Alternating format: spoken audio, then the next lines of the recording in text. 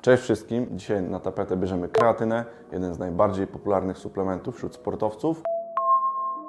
Czym jest kreatyna? Jest to organiczny związek, który naturalnie występuje w organizmie człowieka.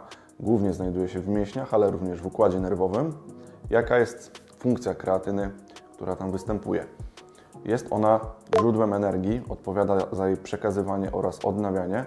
Razem z glikogenem uczestniczą w odtwarzaniu energii w trakcie pracy mięśniowej, w trakcie wysiłku, w trakcie jakiejkolwiek czynności, która wymaga, aby ta energia została w mięśniu wytworzona. Zagłębiając się jeszcze bardziej w szczegóły działania kreatyny, musicie wyobrazić sobie, że w mięśniu mamy taką cząsteczkę jak ATP. ATP jest to cząsteczka, która zbudowana jest z 3 reszt fosforanowych, które połączone są specyficznym wiązaniem. W momencie wysiłku ta cząsteczka rozpada się.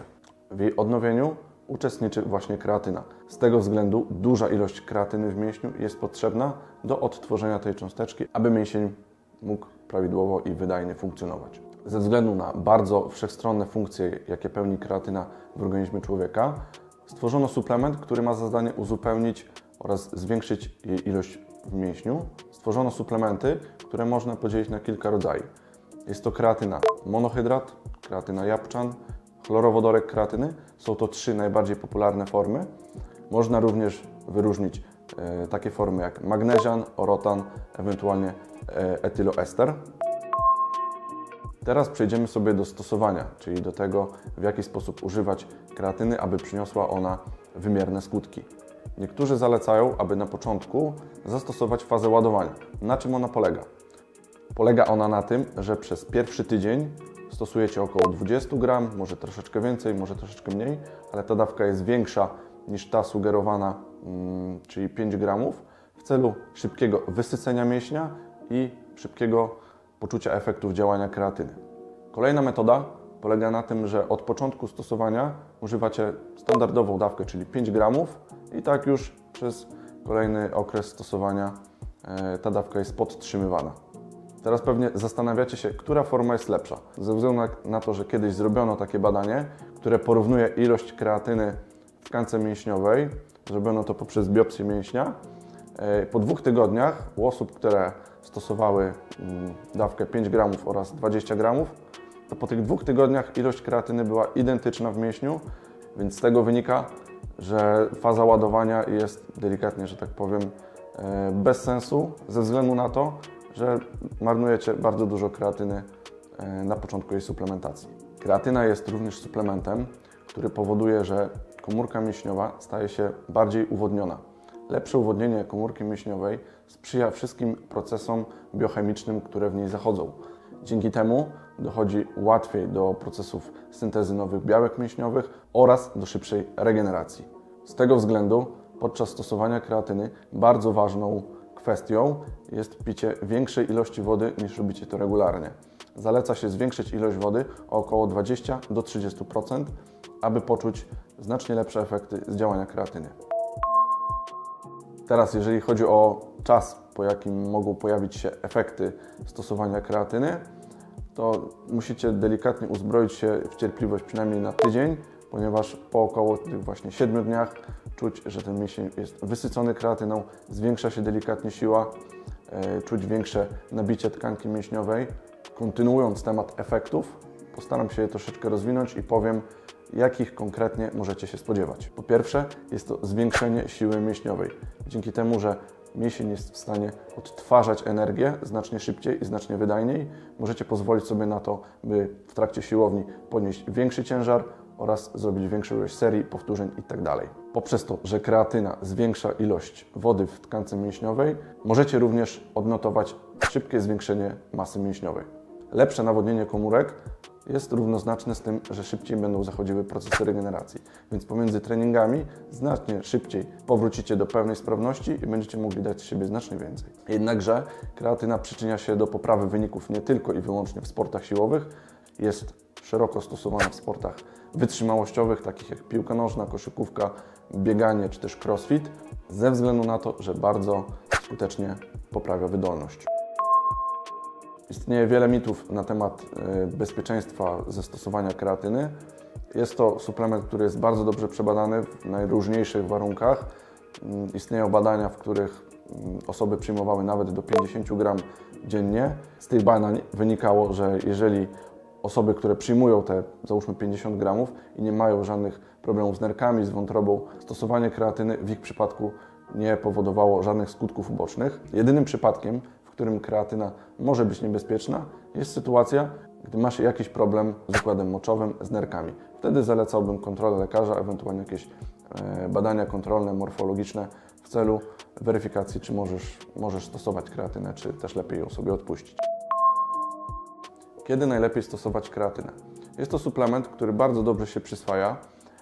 Nie odnotowano w badaniach, czy też w praktyce jakichś konkretnych okienek czasowych, w których ona się znacznie lepiej przyswaja.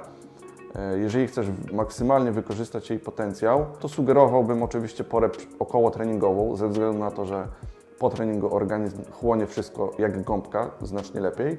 Natomiast długoterminowo nie będzie miało to jakiegoś większego znaczenia. Najważniejsze jest to, aby stosować kreatynę po prostu raz dziennie o dowolnej porze.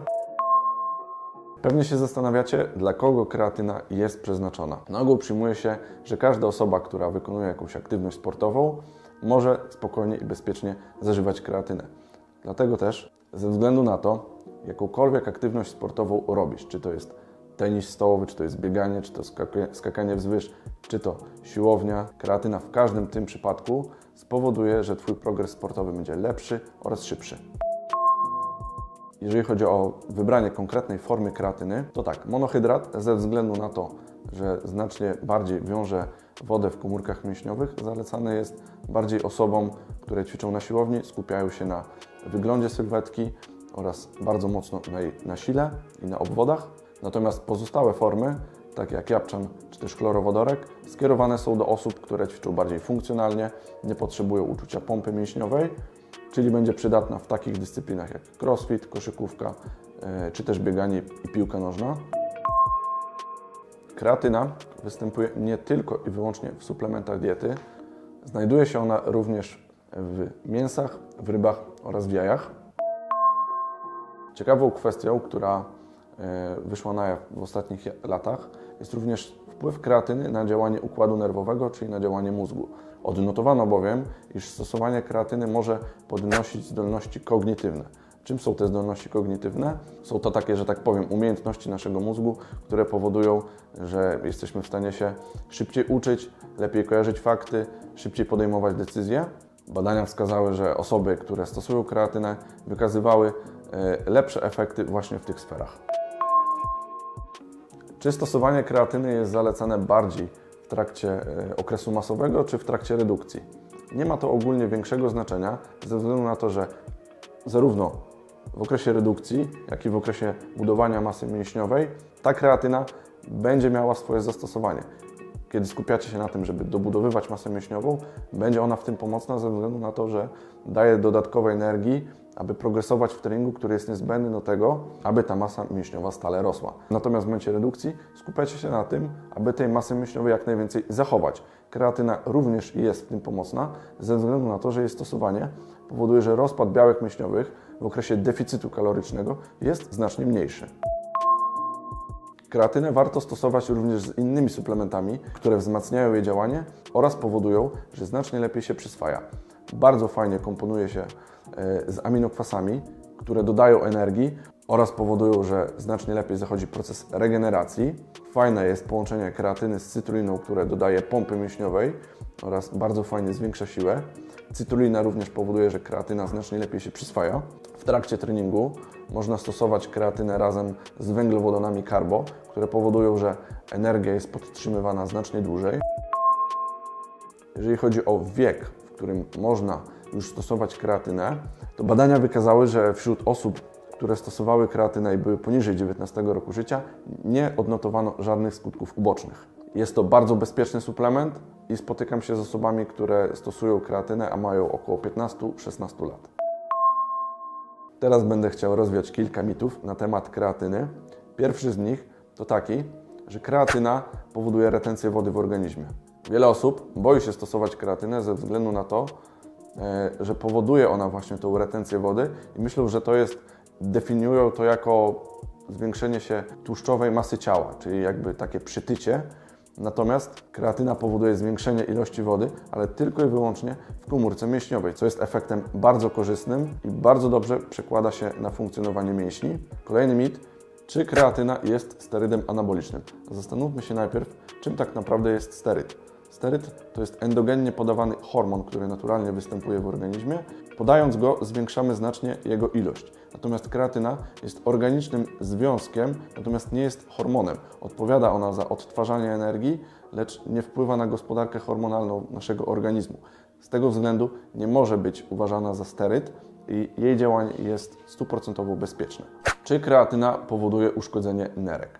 Jeżeli Wasze nerki są zdrowe, funkcjonują prawidłowo, pijecie odpowiednią ilość wody i odżywiacie się zdrowo, kreatyna w żaden sposób negatywnie nie wpłynie na Wasze nerki.